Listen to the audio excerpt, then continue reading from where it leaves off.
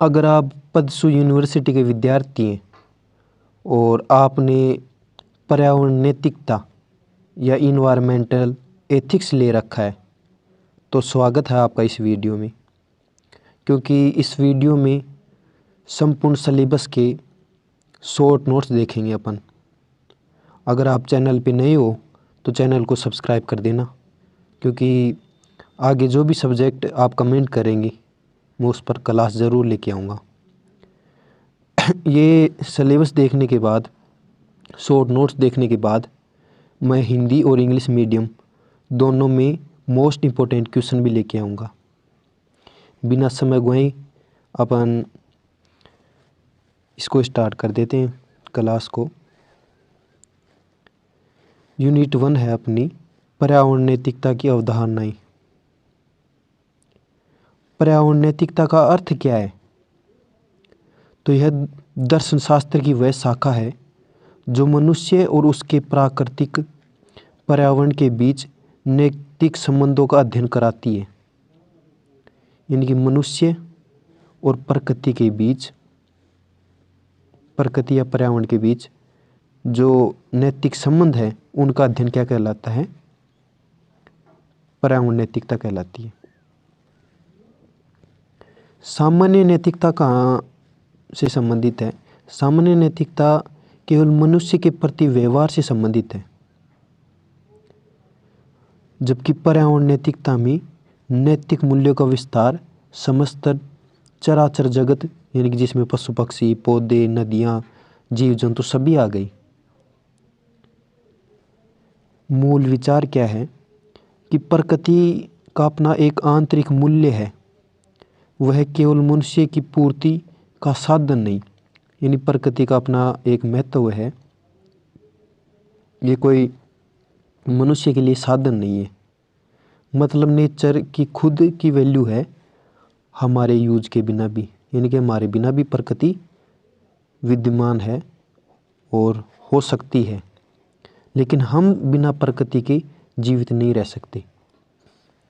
यह मनुष्य को प्रकृति का स्वामी नहीं बल्कि उसका एक अंश मानती है। यानी हमें भी पता है कि प्रकृति हमारी माता है, हम इसके अंश हैं, इसके बिना हम कुछ भी नहीं है। पर्यावरण नैतिकता के विभिन्न दृष्टिकोण। मुख्य रूप से 3 दृष्टिकोण महत्वपूर्ण है। पहला है मानव केंद्रित दृष्टिकोण, यानी पर्यावरण की रक्षा मानव अस्तित्व के लिए आवश्यक है। यानी कि बिना पर्यावरण के मानव का अस्तित्व ही नहीं होगा। दूसरा है जैव केंद्रित दृष्टिकोण, यानी कि जीवों के लिए हमें प्रकृति की या पर्यावरण की आवश्यकता है। प्रत्येक जीवित प्राणी का जीवन समान है। तीसरी है पारिस्थितिकी केंद्रित दृष्टिकोण, यानी संपूर्ण पारिस्थितिकी तंत्र की अखंडता सर्वोपरि है। इस डायग्राम के माध्यम से देख सकते हैं कि प्रकृति या पारिस्थितिकी तंत्र तो सबसे ज़्यादा ज़रूरी है, उसी में जीव जंतु रहते हैं और उसी का एक हिस्सा मनुष्य या मानव है। अगला है पर्यावरण नैतिकता का महत्व है। तो पारिस्थितिकी संतुलन और मानव अस्तित्व की सुरक्षा, सबसे बड़ा महत्व है पारिस्थितिकी संतुलन बनाए रखना। इसमें वर्तमान समस्याएं कौन कौन सी है? पारिस्थितिकी संतुलन बनाए रखने में जलवायु परिवर्तन हो रहा है, ग्लोबल वार्मिंग हो रही है, जैव विविधता का ह्रास हो रहा है। ये समस्याएं मनुष्य की अनैतिक और लालसापूर्ण गतिविधियों का परिणाम है। यानी कि अनैतिक तरीके से प्रकृति का दोहन कर रहा है, उसको नुकसान पहुंचा रहा है। मनुष्य और प्रकृति अगर संतुलित तरीके से चलें तो आने वाली पीढ़ियां भी उसका लाभ उठा सकती हैं। नैतिकता हमें संसाधनों की सीमित और विवेकपूर्ण उपयोग के लिए प्रेरित करती है। प्रकृति के प्रति संवेदनशीलता से प्रदूषण और अंधाधुंध दोहन से बचाव होता है। यानी प्रकृति के प्रति अपन अगर संवेदनशील रहेंगे तो हम प्रदूषण भी कम करेंगे प्रकृति का अंधाधुंध दोहन भी कम करेंगे। इन प्रकृति के प्रति दयावान होने से हम इसको कम नुकसान पहुंचाएंगे। सतत विकास और वैश्विक शांति। पर्यावरण नैतिकता सतत विकास को वैचारिक आधार प्रदान करती है। यह हमें वर्तमान के साथ साथ भविष्य के प्रति भी जिम्मेदार बनाती है। हमारा अधिकार नहीं कि हम भावी पीढ़ी के लिए संसाधन समाप्त कर दें। इन सतत विकास के लिए ज़रूरी है कि हम संसाधनों का सही तरीके से उपयोग करें, अपनी आवश्यकता भी पूरी हो जाए और आने वाली पीढ़ियों के लिए भी संसाधन बच सके। इस तरीके से हमें संसाधन का उपयोग करना चाहिए। वैश्विक स्तर पर शांति और सहयोग स्थापित करने में भी मदद करती है। संसाधनों, जल, खनिजों के लिए राष्ट्रों के बीच संघर्ष बढ़ रहे हैं। यानी संसाधनों के लिए राष्ट्रों के बीच, देशों के बीच संघर्ष हो रहा है क्योंकि संसाधन बहुत कम है।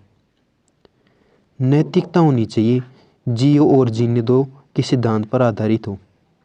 यानी कि खुद भी उपयोग कर लें, दूसरे को भी उपयोग करने दें, दखल अंदाजी नहीं करें। यूनिट सेकंड स्टार्ट हो जाती है जिसमें प्रदूषण है, प्रदूषण के प्रकार हैं, स्रोत हैं और इसको कैसे नियंत्रित कर सकते हैं, ये है। तो प्रदूषण का अर्थ और प्रकार। प्रदूषण का अर्थ क्या है? पर्यावरण के भौतिक, रासायनिक या जैविक गुणों में होने वाले अवांछनीय परिवर्तन जो मानव और अन्य जीवों के लिए हानिकारक हो, क्या कहलाता है? प्रदूषण कहलाता है। वैसे तो प्रदूषण बहुत प्रकार का होता है, लेकिन अपन 4 प्रदूषण देख लेते हैं। पहला है वायु प्रदूषण जो हानिकारक गैसों से होता है। दूसरा है जल प्रदूषण जो विषाक्त पदार्थ से होता है। तीसरा है मृदा प्रदूषण जो उर्वरता नष्ट होने से होता है। और चौथा है ध्वनि प्रदूषण जो अत्यधिक शोर उत्पन्न होने से होता है।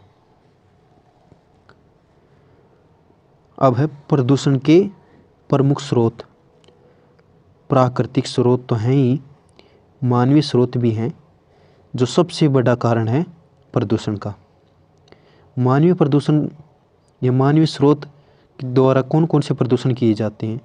तो सभी प्रकार के किए जाते हैं, लेकिन औद्योगिक धुआं जो प्रदूषित कर रहा है पर्यावरण को, रासायनिक अपशिष्ट कर रहा है, वाहनों से निकलने वाली CO2 गैस, नाइट्रोजन ऑक्साइड, कृषि में कीटनाशक और रासायनिक उर्वरक भी प्रदूषित कर रहा है।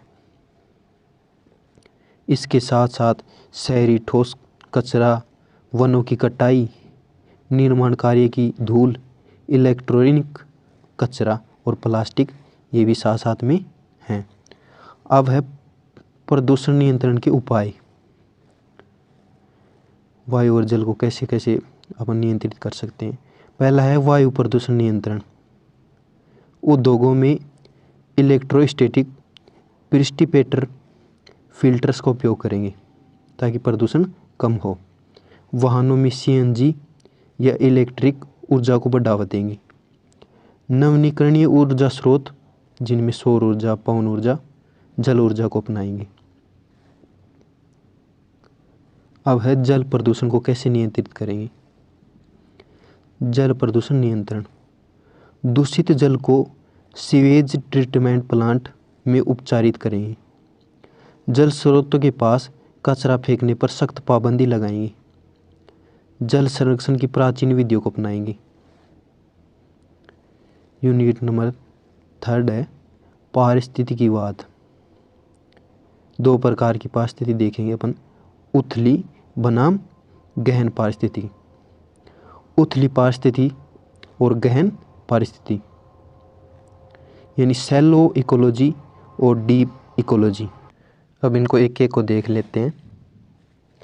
शैलो इकोलॉजी मानव लाभ के लिए पर्यावरण संरक्षण करना, यानी मानव हित के लिए पर्यावरण को संरक्षित करना।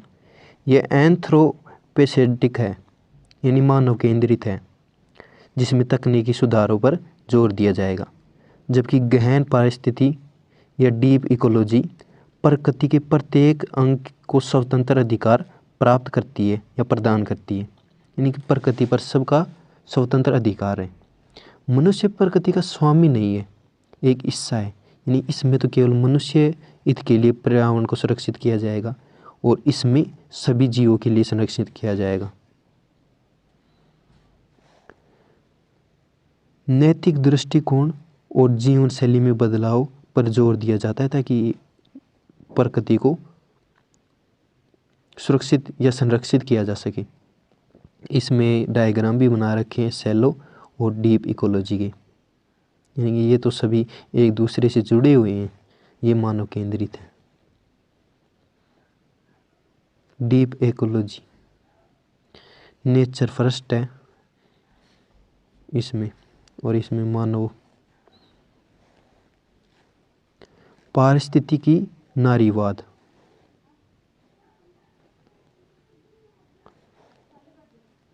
अवधारणा और महत्व। यह सिद्धांत पर्यावरण और महिलाओं के बीच गहरा संबंध स्थापित करता है। मान्यता है कि पितृसत्तात्मक समाज में महिलाओं और प्रकृति दोनों का शोषण किया है, दोनों को केवल उपभोग की वस्तु और पुरुष के अधीन माना गया है। ग्रामीण समाज में महिलाएं जल ईंधन के लिए प्रकृति पर अधिक निर्भर होती हैं। ये डायग्राम दिखा रहा होगा राजस्थान के एक प्रसिद्ध आंदोलन, भारत में चिपको आंदोलन इसका एक व्यवहारिक उदाहरण है, जहां महिलाओं ने पेड़ों को बचाने में सक्रिय भूमिका निभाई। अब है सतत विकास। सतत विकास का अर्थ और उद्देश्य देखेंगे अपन। वर्तमान पीढ़ी की आवश्यकताओं को पूरा करना बिना भविष्य की पीढ़ियों की क्षमता से समझौता किए, यानी कि ये नहीं कि आवश्यकता पूरा करने के लिए सब कुछ नष्ट कर दिया। यह विचार 1987 में ब्रेटलैंड रिपोर्ट से लोकप्रिय हुआ। उद्देश्य क्या है सतत विकास का? आर्थिक प्रगति और पर्यावरण सुरक्षा में संतुलन। इसके सतत विकास के 3 स्तंभ हैं, ये इन्वायरमेंटल स्टडीज में पढ़ा होगा आपने। आर्थिक स्थिरता, सामाजिक न्याय और पर्यावरण सुरक्षा। अब यूनिट 4 है माइक्रो और मैक्रो कैचमेंट। माइक्रो कैचमेंट यह सूक्ष्म जल ग्रहण, छोटे क्षेत्र से वर्षा जल एकत्र करना। संग्रह और उपयोग क्षेत्र पास पास होते हैं। इनका उद्देश्य सीधे पौधों या मृदा में नमी संचित करना होता है। इनमें जो तकनीकें अपनाई जाती हैं वो छोटे मेड़, पत्थर की दीवारें। शुष्क क्षेत्रों में वृक्षारोपण के लिए प्रभावी तकनीक है। वहीं मैक्रो कैचमेंट या वृहद जल ग्रहण विशाल क्षेत्र जैसे कि पहाड़ी ढलान से जल एकत्रित करना, संग्रह और भंडारण क्षेत्र से दूर होते हैं। इनका उद्देश्य बड़े जलाशय और तालाब भरना होता है। इनमें जो तकनीकें अपनाई जाती हैं उनमें बड़े बांध, तालाब आदि हैं। कृषि, सिंचाई, भूजल पुनर्भरण के लिए उपयोगी हैं। डायग्राम से भी समझ सकते हैं कि इनका उद्देश्य केवल नमी प्रदान करना होता है और इनका भूजल स्तर पर भी पेयजल प्राप्त करना, सिंचाई करना। अब है जल संरक्षण के पारंपरिक तरीके।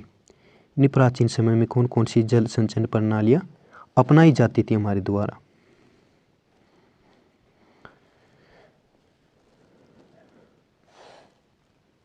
बावड़ी, सीढ़ीदार कुआं और टांका, भूमिगत टैंक राजस्थान में।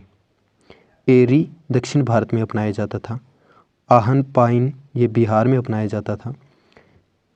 जिंग पिघली बर्फ के लिए ये लद्दाख में। जोहड़ मिट्टी के चेक डैम भूजल स्तर बढ़ाते हैं। खादीन ढलानी भूमि पर मेड़ मिट्टी को उपजाऊ बनाता है। ये प्रणाली अपनाई जाती थी।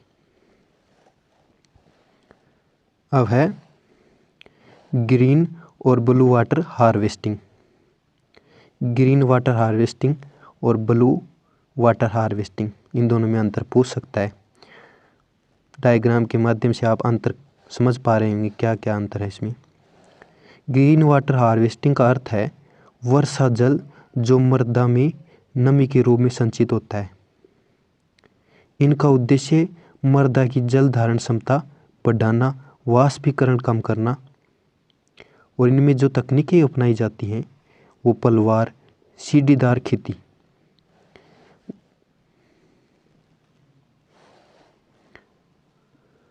वर्षा आधारित खेती के लिए महत्वपूर्ण है। वहीं ब्लू वाटर हार्वेस्टिंग में इसका अर्थ होता है जल जो नदियों, झीलों, जलाशयों और भूजलों के रूप में उपलब्ध है। इनका उद्देश्य होता है बहते हुए सतही जल को कृत्रिम रूप से एकत्र करना। तकनीकें बांध, चेक डैम, रूफटॉप हार्वेस्टिंग, पेयजल और सिंचाई के लिए उपयोग करना। यानी इनमें जो बारिश से पानी आता है वो नमी के लिए उपयोग किया जाता है, और इनमें जो बारिश होती है वो बांध में, नदी में एकत्र किया जाता है, तालाब में। संतुलित प्रबंधन भविष्य की कुंजी। इसमें देख सकते हैं आप कि ग्रीन वाटर में मृदा के ऊपर जो फसल हैं वो की जा रही है, खेती की जा रही है ये, और ब्लू वाटर सतह पर पानी एकत्र किया जाता है बांध के द्वारा।